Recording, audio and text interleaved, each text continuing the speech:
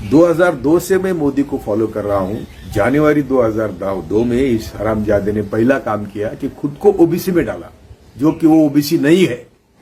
ये साला हरामी जो बोलता है वो कभी करता नहीं। आज का उसका भाषण सुनने के बाद मुझे रोना आया कि साला ये सुधरने की इसकी सुधरने की कोई गुंजाइश है ही नहीं, ये सुधरने की उसको इच्छा ही नहीं। अभी देखा कि कुत्ते दूध पी रहे हैं रास्ते पर का, और वो एक लेडी भी वो दूध भर रही है।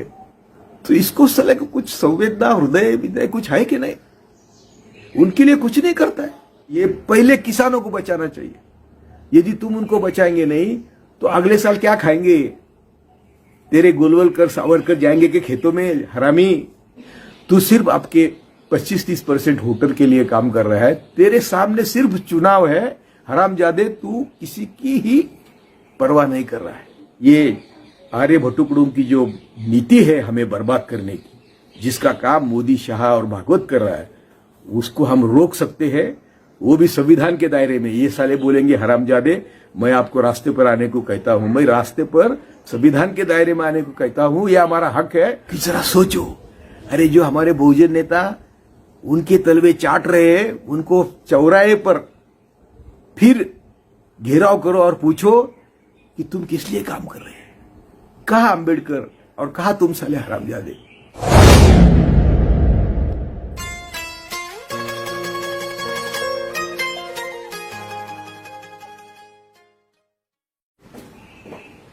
मेरे भारत के सभी बहुजन बहनों और भाइयों, जयप्रकाश नारायण के बाद जो भारत बदलना शुरू हुआ, आज उसकी 100% बर्बादी हो गई। जयप्रकाश नारायण का नाम क्यों लिया? तो जयप्रकाश नारायण ने इन हरामजादे संघ को साथ लेके ऑल पार्टी कांग्रेस के खिलाफ बनाई और इनको सत्ता में भागीदारी दी। तब से ये जहरीली सांप अपना फना उभार कर देश को बर्बाद कर रही है। रामायण लाया, महाभारत लाया, शिक्षा में भविष्य लाया, वो उसी दिन को है।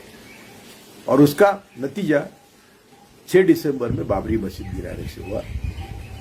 2002 से मैं मोदी को फॉलो कर रहा हूं। जनवरी 2002 में इस हरामजादे ने पहला काम किया कि खुद को ओबीसी में डाला, जो कि वो ओबीसी नहीं है। उसके बाद गोधरा करवाया, अहमदाबाद हुआ, और अभी देश के सामने सभी दंगे हैं, सभी जो भी उनके जुमले हैं सब है। 2014 के बाद जो इकोनॉमी को बर्बाद करना शुरू किया, नोटबंदी, जीएसटी और भी कई मामले हैं, ये साला हरामी जो बोलता है वो कभी करता नहीं, और जो लोग सुझाव देते हैं वो भी कभी करता नहीं। तो इसका एक ही मकसद है कि मुट्ठी भर अपने पूंजीवादियों को ताकत देना। आज का उसका भाषण सुनने के बाद मुझे रोना आया कि साला ये सुधरने की इसकी सुधरने की कोई गुंजाइश है ही नहीं, ये सुधरने की उसको इच्छा ही नहीं। या वो जानबूझकर कर रहा है, जो उसके बाप तिलक सावरकर गोलवलकर ने कहा था कि बहुजनों की आर्थिक कमर तोड़ ही देश पर हमारा कब्जा रख सकती है। तो ये हमारी सब आर्थिक कमर तोड़ के बैठा है। मेरा छोड़ो। मैंने एक ही सुझाव कल दिया था कि सिर्फ जो 1% अमीर है भारत में, जो इसके बदौलत हुए हैं, उनसे उनके संपत्ति पर 2% सिर्फ, करोड़ा टैक्स बोलो, वेल्थ टैक्स बोलो, कुछ भी बोलो उसको, देश की सब कठिन समय का टैक्स बोलो, 2% टैक्स लेता है तो हमको 10 लाख करोड़ मिलते हैं।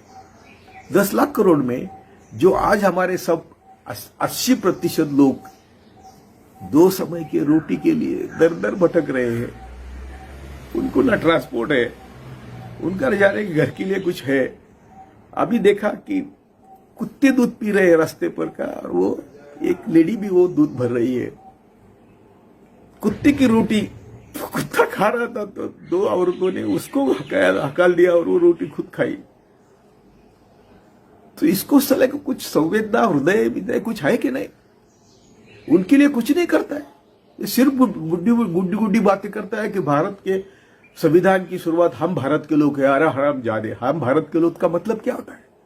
हम भारत के लोग का मतलब होता है सबको रोटी, कपड़ा, मकान, स्वास्थ्य और शिक्षा। तू क्या समझता है लोग मूर्ख हैं? आज भी जो उसने की उसमें से कुछ नहीं किया। सोनिया गांधी के 4-5 प्रस्ताव थे। सोनिया गांधी का कल का वीडियो है कि अरे सबको खाने को तो दे दो। मैं बड़े दावे से कहता हूं कि अन्न सुरक्षा कानून लाने में हमारा बहुत बड़ा योगदान था। हमारे 1-1 लाख के मोर्चे थे। वो जब जयराम रमेश मुझे खुद बात करता था कि भाई आपके मोर्चे से मुझे ताकत मिल रही है, अन्न सुरक्षा कानून मुझे लाना है, और आपके कई लोग उसको विरोध कर रहे हैं। लैंड एक्विजिशन एक्ट है, जो भी अच्छे कानून कांग्रेस ने लाए थे मरते समय, मरता क्या नहीं करता बोलो, ठीक है कोई बात नहीं, लेकिन लाए थे वो सब इसने बर्बाद किए। बोला मनरेगा में आपका स्मारक करूंगा, और आज मनरेगा में पैसे बढ़ा रहा है जब मनरेगा का काम हो ही नहीं सकता। तो आज हमें, मैं कितने बार से बोल रहा हूं कि मिलिट्री का इस्तेमाल करना चाहिए, पहले किसानों को बचाना चाहिए। यदि तुम उनको बचाएंगे नहीं तो अगले साल क्या खाएंगे? तेरे गोलवलकर सावरकर जाएंगे कि खेतों में? हरामी हमारे लोग जाएंगे ना खेतों में।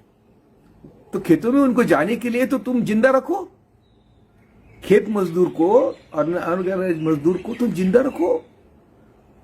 किसानों को तुम जिंदा नहीं रखेंगे तो तुम, अभी तो सब बर्बाद तो हुआ है। अगला चारा सिर्फ किसान है, खेत मजदूर है और अनऑर्गेनाइज्ड सेक्टर है। जिसको जिंदा रहने के लिए तू कुछ करेगा तो तेरा देश जिंदा रहेगा। तुझे देश की मालूम है मुझे, तुझे देश के लेन देन नहीं है। तू सिर्फ आपके 25-30% वोटर के लिए काम कर रहा है। तेरे सामने सिर्फ चुनाव है। हरामजादे, तू किसी की ही परवाह नहीं कर रहा है। क्या बकवास किया 15 मिनट आपने। अभी मैंने एक सब लिख के लिया, लेकिन उसका क्या उल्लेख करूं मैं? तो अभी भी मैं सभी बहुजनों को आपके माध्यम, ये वीडियो के माध्यम से विनती करता हूं कि अरे संविधान के दायरे में उठो। अभी आज बाबा साहब अम्बेडकर की जयंती के अवसर पर जरा सोचो कि हम सब दलित, मुस्लिम, आदिवासी और सभी जाति धर्मों के गरीब, यानी हम आज 80% लोगों के मन जीत सकते हैं, और उनको साथ लेके ये आर्य भट्टुकड़ों की जो नीति है हमें बर्बाद करने की, जिसका काम मोदी, शाह और भागवत कर रहा है, उसको हम रोक सकते हैं, वो भी संविधान के दायरे में। ये साले बोलेंगे हरामजादे, मैं आपको रास्ते पर आने को कहता हूं, मैं रास्ते पर संविधान के दायरे में आने को कहता हूं, यह हमारा हक है। ये लॉकडाउन, मेरे ख्याल से कोई भी कानून जो बनता है, मुझे मालूम है, और जो लॉकडाउन की भी ये बात करता है, ये सिर्फ पूंजीवादी उनको डिक्टेशन है। क्योंकि सभी इसके जो पूंजीवादी है दोस्त, उनके सब कारखाने चालू है, उनको कोई तकलीफ नहीं है। और बाकी जो कारखाने हैं, कंपनी है जो माल बनाती है, अरे उनका बनाया हुआ माल का मार्केट में सड़ रहा है, तो उनको कंपनी चालू करने की जरूरत नहीं। उनको आपने 1,40,000 करोड़ का पैकेज दिया है, तो उनको अभी कुछ जरूरत नहीं। बाजार में पैसे नहीं, खिस्से में पैसे नहीं, तो उनका माल कौन खरीदेगा? तो ये जो दुष्ट चक्र शुरू हुआ है हरामजादे, वो कई तोड़, लोगों को जिंदा रखने को तो इंतजाम कर। भूखमरी, कोरोना, ये साथ साथ हमारे गरीबों को मार रहे हैं। इसलिए मैं बहुजनों को अपील करता हूं कि जरा सोचो। अरे जो हमारे बहुजन नेता उनके तलवे चाट रहे हैं, उनको चौराहे पर फिर घेराव करो और पूछो कि तुम किस लिए काम कर रहे हैं। कहा अंबेडकर और कहा तुम साले हरामजादे। इसीलिए चलो उठो, हम सब मिलके संगठित होकर संघर्ष करेंगे। जय भारत।